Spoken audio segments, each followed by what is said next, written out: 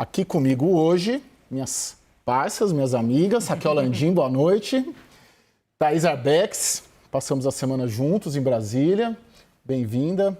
Vamos lá antes ver o VT, né, que a gente chama no jargão jornalístico, sobre esse assunto, né, sobre essa estabilidade ou instabilidade, para onde caminhamos após essas eleições. Depois de uma década bastante turbulenta na política nacional, em que tivemos um ex-presidente preso, uma presidenta que sofreu impeachment, operações contra políticos por parte da Polícia Federal, povo na rua, o governo eleito terá como uma de suas principais tarefas tentar estabilizar a política para conseguir governar. A reportagem é de Adriana De Luca. O cenário que Lula encontrará no Congresso é desafiador. O petista deve enfrentar dura oposição tanto na Câmara dos Deputados quanto no Senado. Até por isso, atua desde já para formar uma base parlamentar que lhe garanta o mínimo de apoio necessário para levar adiante a agenda do novo governo. Uma parte do Congresso seguirá bolsonarista, pelo menos no início do terceiro mandato de Lula. Mas há aquela parcela mais pragmática que está disposta a negociar cargos e emendas em troca de apoios, ainda que pontuais. Lula terá o desafio de repactuar com o Congresso uma construção mais equilibrada do orçamento da União, pondo fim a organismos pouco transparentes, como o orçamento secreto, que fez com que os parlamentares tomassem para si atribuições orçamentárias que são do Executivo. Isso exigirá do PT, por outro lado, que faça alianças mais ao centro do que de costume, com personagens como Simone Tebet e Eduardo Paes, para garantir sustentação ao governo de Lula. O país saiu das urnas muito dividido, e isso impõe ao futuro presidente Lula uma necessidade muito grande de orientar o seu governo mais ao centro, visto que a base tradicional petista de esquerda, ela não conferiu ao presidente uma ampla margem sobre o atual presidente Bolsonaro. E a missão de aumentar o leque de apoio não se restringe ao Congresso, chegando à própria formação do primeiro escalão do governo.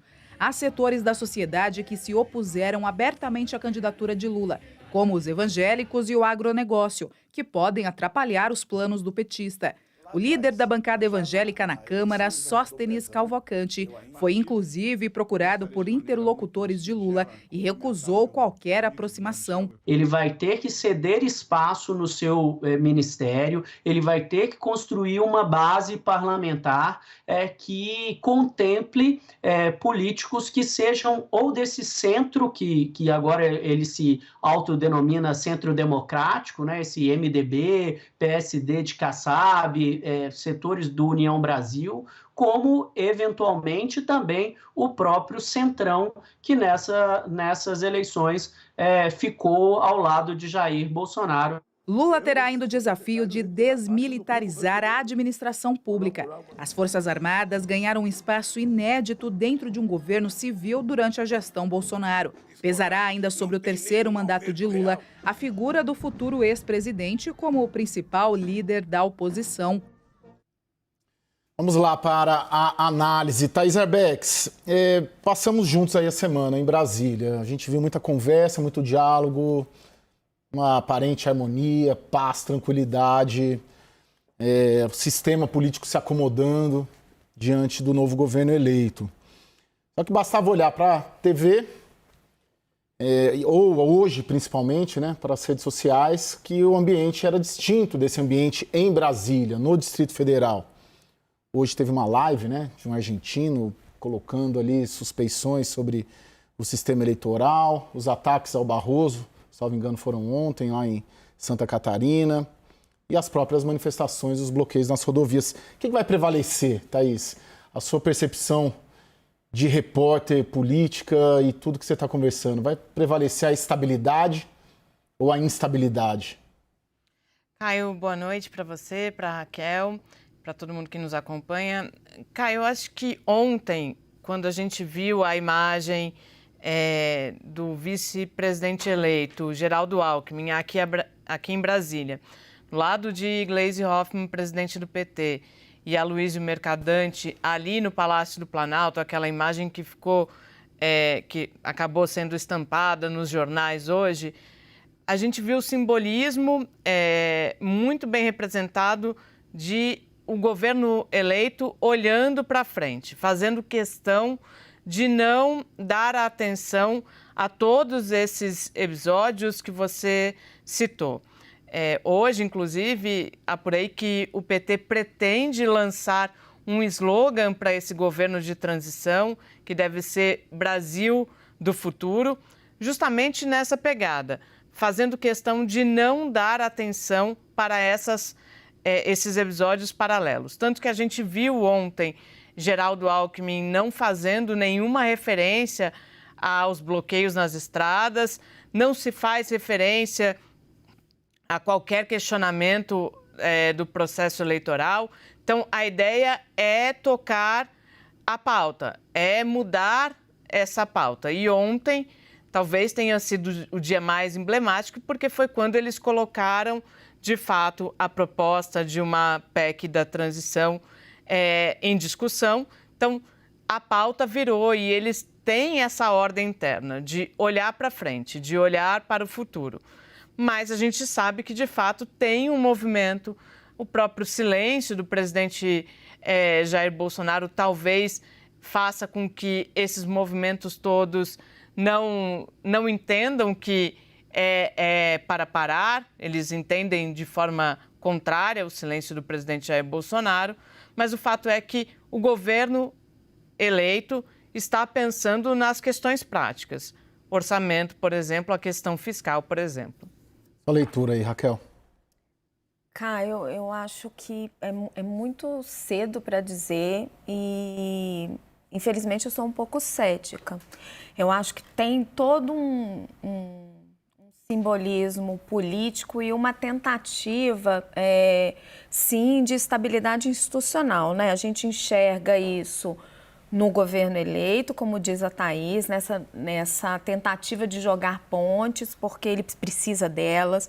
Se você enxerga isso entre os mais variados partidos e os políticos tradicionais, você enxerga isso no judiciário, você enxerga entre o empresariado, isso está tudo colocado, certo? Mas nós tivemos 58 milhões de votos em Bolsonaro.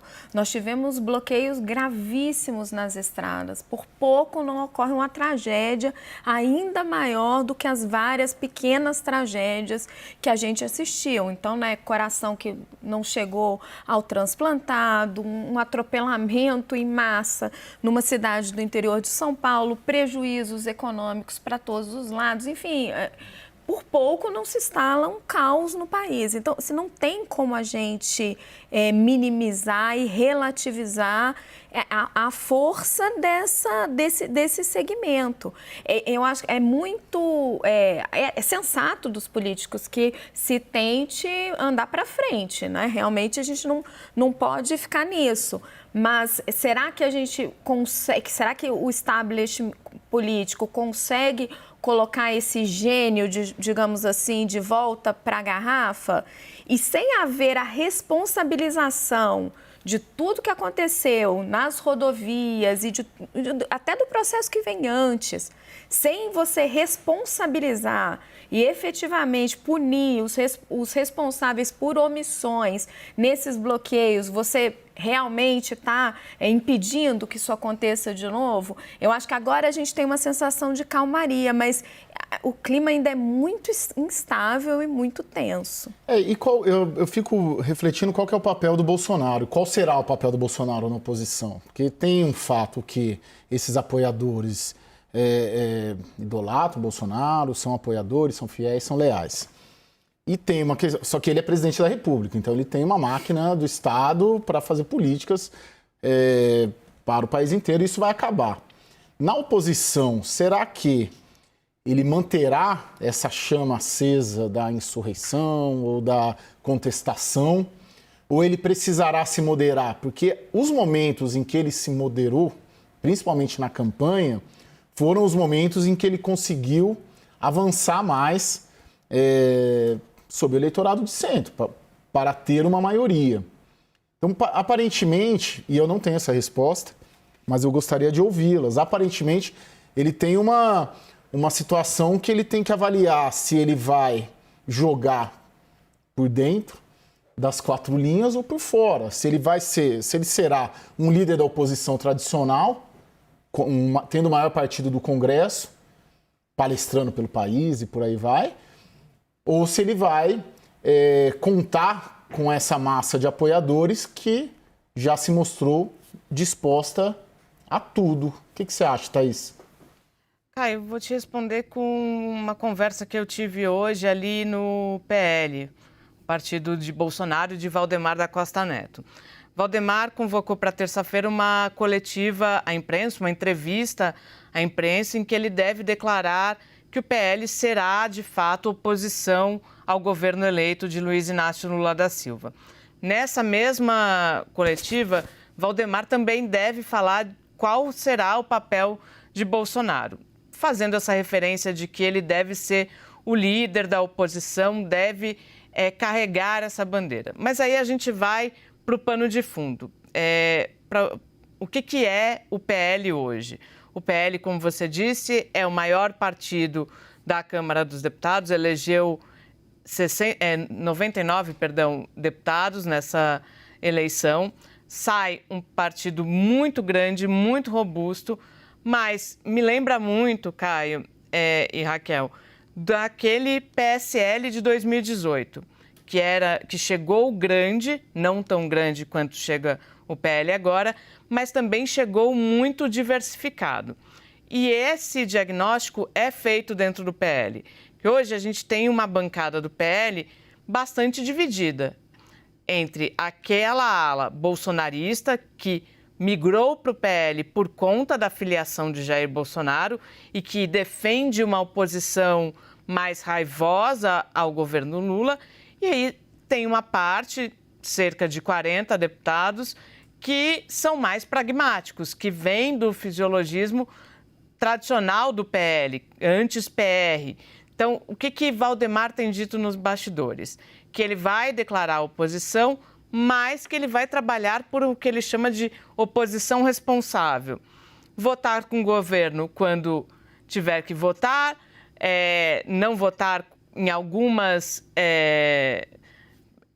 questões específicas, mas mais do que isso, deixar a bancada livre. O PL, tradicionalmente, não fecha a questão, que é quando o líder vai lá e indica o voto, né?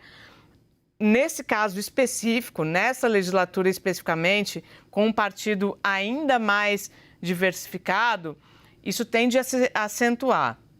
E aí eu ouvi uma avaliação interessante, que esse papel de Bolsonaro, na perspectiva de Valdemar da Costa Neto, ele também pode ser um Bolsonaro que segure essa bancada bolsonarista mais raivosa, que ele não vá tanto para o extremismo, que ele não vá para a oposição raivosa. Se vai acontecer, a gente não sabe, mas esse, hoje, é o quadro que se desenha ali dentro do partido do presidente Jair Bolsonaro. O Bolsonaro ele tem a sorte de ter um Valdemar da Costa Neto comandando o partido da forma como comanda, como toca o partido, o PL, controle absoluto e gosta de fazer isso. O Bolsonaro não gosta de fazer isso, de cuidar de vida partidária. Eu tive no PL essa semana em Brasília e eu senti uma leitura política, que é bem uma leitura até atual dos nossos tempos, da percepção de que o eixo de poder deslocou do poder executivo. Esse tema a gente fala várias vezes aqui com o William, né? Como que nos últimos 5, 7 anos o eixo de poder no Brasil deslocou do poder executivo para o poder legislativo.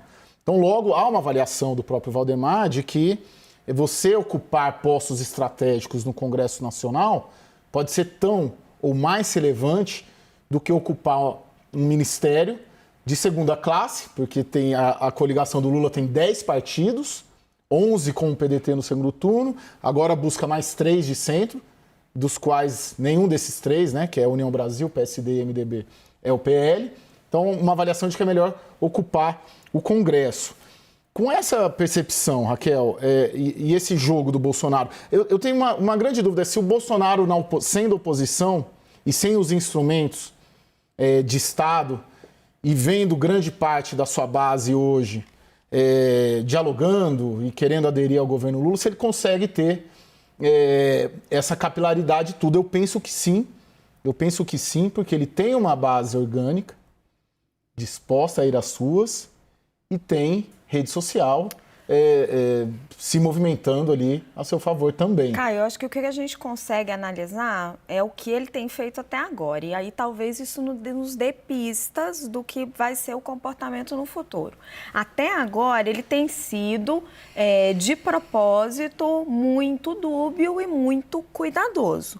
Então, assim, ele foi dúbio no pronunciamento, esse mesmo movimento que a gente assiste hoje nas redes sociais, de questionamento às urnas, não envolve o nome dele, é um cara lá na Argentina. A gente vê em movimentos bolsonaristas dizendo, quando estava com o movimento nas estradas, não levantem bandeiras com o nome do presidente Jair Bolsonaro, isso pode complicá-lo. Então, você vê que o Bolsonaro e o seu entorno mais próximo, o deputado Eduardo Bolsonaro aparece sempre muito nessa questão, tentando inflar o espírito de resistência, acho que a gente pode dizer isso, dessa militância mais aguerrida, mas sem comprometer juridicamente o Bolsonaro. Então, essa militância e essa atuação do Bolsonaro, acho que vai depender de duas coisas, e essas duas coisas estão intimamente ligadas. O quanto que o Poder Judiciário vai conseguir efetivamente ir atrás dele, responsabilizá-lo por eventuais atos que ele tenha cometido durante o governo, e isso está diretamente relacionado com o sucesso ou não do governo Lula. Se for um governo bem-sucedido, a tendência de ter maior pressão sobre o Bolsonaro e de ele não ter muita margem de manobra é maior. Se for um governo muito questionado, se a economia entrar em xeque, se for um governo que fizer muita bobagem, aí todos esses partidos que estão neste momento indo para perto do Lula, eles vão começar a sair, vão enxergar em Bolsonaro um líder que movimenta as massas, e aí o espaço de manobra dele é maior. Sim, e você coloca aí um tema que é essencial para a gente compreender esse futuro, e que a gente tem a Thaís, que domina como poucos e poucas, as cortes superiores em Brasília, Thaís, que é a disposição do judiciário de avançar contra o Bolsonaro, com o Bolsonaro fora do Palácio. Eu sempre tive uma percepção de que avançaria. Voltei de Brasília essa semana pensando que pode ser que as ações eleitorais podem avançar mais do que as criminais. E não que avancem com uma decisão definitiva, mas como fizeram com todos os ex-presidentes praticamente, fizeram isso com o Temer, fizeram isso com o próprio Bolsonaro, né? De manter uma ação ali que pode levá-lo à inelegibilidade, pronta para ser votada e aprovada a qualquer momento. Mas eu queria te ouvir, Thaís. O que você sente? Qual a disposição do judiciário com o Bolsonaro a partir de 1º de janeiro? Caio, eu acho que eu vou discordar de vocês dois de uma só vez. Eu vou pegar a sua apuração de ontem, você trouxe a preparação de ações eleitorais na campanha de Lula contra Bolsonaro, e o que eu consegui captar hoje nas conversas que eu tive, que essas ações, elas levam muito em conta o ambiente político. E aí fica a pergunta, ouvi nas conversas, a quem interessa agora jogar gasolina num cenário que a Raquel descreveu, ainda de muita incerteza? Não me parece que interessa a ninguém. Tanto que a definição sobre o ingresso dessas ações que você trouxe ontem, embora estejam prontas ali, de papel passado e tudo, ela ainda não está tomada definitivamente. Há uma pressão por parte de integrantes do PT para que, sim, se ingressem com essas ações, mas, ao mesmo tempo, há o cálculo político. Por quê? Porque, neste momento, a prioridade do presidente eleito é conseguir recursos para suas medidas cruciais. Auxílio Brasil de R$600, reajuste do salário mínimo acima da inflação, e não me parece que interessa ao Judiciário, ao Legislativo e ao Executivo que vem aí, dar mais força à instabilidade. Tanto que todos os movimentos, neste momento, são de passar uma nova mensagem, de olhar para a comunidade internacional com estamos colocando o Brasil em ordem. Então, não sei se há disposição do judiciário de avançar sobre o presidente Jair Bolsonaro em algum aspecto. E aí eu rememoro a reunião que ele teve lá no Supremo Tribunal Federal.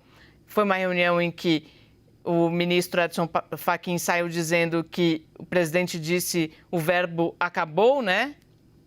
Ou seja, acabou a eleição, bola para frente. O relato que eu tive de um dos participantes é que o tom foi, sim, acabou, mas acabou para todo mundo. O que ficou subentendido ali? Vamos serenar, não vai ter mais perseguições. Por que isso? Porque hoje a gente vê nas ruas, a gente vê que o presidente Jair Bolsonaro saiu das urnas muito grande. Esses movimentos nas ruas são considerados espontâneos pelos aliados do presidente Jair Bolsonaro e eles entendem que, se eles quiserem fazer um movimento para, de fato, provocar um caos no país, eles teriam força. Então, neste momento, entendo e vejo que não há uma disposição de avanço sobre Bolsonaro ou qualquer um de seus aliados mais próximos. Mas a gente está falando, eu acho que a gente está com a mesma percepção, Thaís. A gente não está discordando, na verdade, de um primeiro grande acordo envolvendo, né, todos os poderes. Agora tem um balanço de poder aí que ele vai sendo delicado e vai sendo revisto a cada momento conforme o governo se enfraquece ou fortalece. Você não acha? Não sei, eu não sei se o judiciário estaria disposto a avançar, seja no aspecto criminal ou seja no aspecto eleitoral. Pode ser que não estou dizendo que, por exemplo, Alexandre de Moraes vai encerrar o inquérito das fake news. Não, muito pelo contrário, acho que esse inquérito ele ainda permanece vivo por muito tempo, porque ele é ali um instrumento importante. Não estou dizendo que essas ações não serão protocoladas na Justiça Eleitoral. Podem ser protocoladas, mas elas ficarão ali. Eu acho que talvez tenha um clima de é preciso serenar os ânimos. Não sei se vai vir a responsabilização que você citou por tudo aquilo que ele teria feito durante o seu mandato.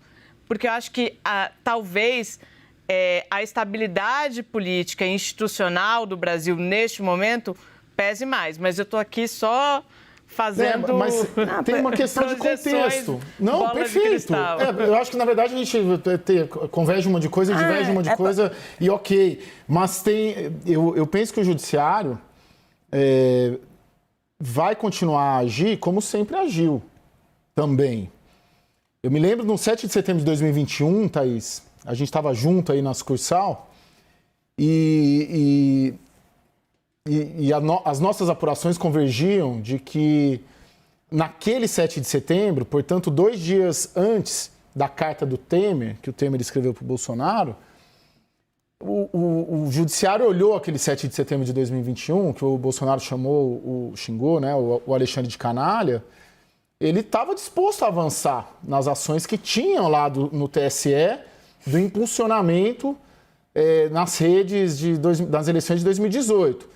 E buscava, se o Congresso piscasse, muito possivelmente poderia caçar a chapa Bolsonaro-Mourão. Só que 2 dias depois o Bolsonaro recuou. E, portanto, o judiciário recuou também. Porque a política recuou e estabilizou por 2 meses e depois voltamos para o nosso estágio. Agora, eu penso que hoje há um cenário, sim, uma disposição majoritária, e por que não até do Bolsonaro nessa semana, a despeito da demora em reconhecer a derrota, de estabilizar, porque 2026 é daqui a 4 anos. Mas eu tenho dúvidas se daqui a 1 ano o governo Lula não consegue entregar, cenário econômico internacional é difícil, essa direita que se aliou ao Lula nessa frente ampla, perceber que pode haver fragilidades. O Lula diz que é um mandato é um mandato só. Começa uma disputa ali, essa direita, essa frente ampla começa a se romper. E o Bolsonaro começa a ter uma possibilidade de voltar com força, eu não duvido que o judiciário não avance com alguma coisa. É exatamente esse o meu ponto. Vejo exatamente como você. E vejo essa necessidade de estabilidade também que a Thaís coloca. Acho que a sociedade está cansada. Mas acho que é isso, é um fio da navalha e tem um ponto também que é uma coisa que essa tendência brasileira que a gente tem de acordo, de acalmar e de não responsabilizar, gera problemas graves depois. Assim, não é a primeira, essa foi a mais grave porque era um processo claramente antidemocrático. Mas a gente está andando no fio da navalha com esse negócio das estradas faz tempo. No 7 de setembro teve igual a greve dos caminhoneiros no governo Temer. Se você não der um basta e realmente chegar no que está provocando isso, você vai deixando o país cada vez mais fragilizado. Chega uma hora que não dá mais para varrer para baixo do tapete. É esse o ponto que eu estou colocando. Então, e eu tenho uma questão com o judiciário, que eu já coloquei algumas vezes, e que penso que a Thaís provavelmente diverge de mim, que o judiciário, quando quis, tirou o Lula da eleição de 18. Quando houve, e tudo que houve, Vaza Jato, retomou o Lula para a arena eleitoral. Então, não duvido de que, se ele for conveniente, não só para o judiciário, mas para o sistema político, tirar o Bolsonaro, eventualmente, da arena política eleitoral, fará isso. Porque fez isso com o Lula. E depois você conduziu o Lula de novo para o jogo. Porque o Lula era o único, talvez, capaz de derrotar o Bolsonaro. Essa é a minha percepção, mas eu queria te ouvir, Thaís. Não sei, acho que a gente está jogando muito longe, assim, e é difícil fazer projeções tão longas. Concordo. Assim, é difícil porque a gente nem começou essa nova etapa. Mas talvez claro que eu discordo do que você falou, Caio, mas talvez eu discorde por um ponto específico. Que basta olhar no retrovisor. A história mostrou que talvez o judiciário tenha cometido erros. Então, essa percepção também é bastante cristalina. Também se faz uma avaliação de que não dá para embarcar em determinadas situações. Me parece que, nos últimos tempos, vou ficar só no Supremo Tribunal Federal, aquele Supremo Tribunal Federal dividido 6-5, que a gente viu e acompanhou durante muito tempo, ele não tem mais aquele formato. E muito por conta do que foi essa relação do judiciário com o governo Jair Bolsonaro. No fim das contas, ministros que não se falavam, que viviam nas suas ilhas, passaram a formar o espírito de corpo de fato, que era muito mais difícil de ver. Então, o judiciário, e eu acho que a própria democracia brasileira está mais madura. Então, olhar no retrovisor talvez dê um pouco de mais clareza daquilo que pode ou não pode ser feito, até onde essa corda pode ser esticada ou não. Sim. Mas ainda continuo achando que a gente está indo longe demais. Sim. Que precisa ir devagar com dor. É por isso que as pessoas assistem o WW, né? Pra gente ir lá na frente. E só lembrando que em junho do ano que vem, vão fazer 10 meses de instabilidade na política brasileira, que, a meu ver, começou... não é uma sacada, não é uma sacada minha 10 só. Meses não, 10 anos. 10 anos, 10 anos, que essa instabilidade toda começou quando a população foi para a rua de maneira difusa, em junho de 2013. Eu já morava ainda em Brasília, fiquei ilhado no Congresso Nacional, depois veio a eleição apertada da Dilma com a Aécio, depois veio Lava Jato, depois a Dilma caiu. Denúncias contra o Temer, e o roteirista de Bolsonaro nunca mais descansou. E aí, enfim, é o que move esse debate nosso hoje.